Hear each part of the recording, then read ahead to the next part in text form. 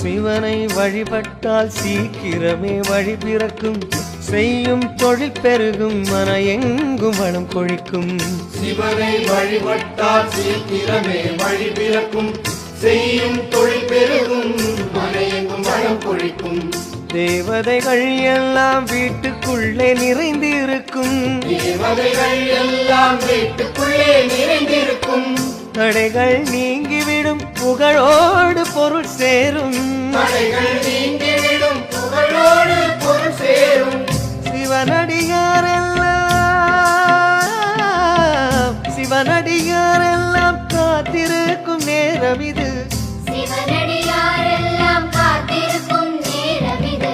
சிவன் வருவான் அருள் தருவான் மணி ஒளி கேட்குது.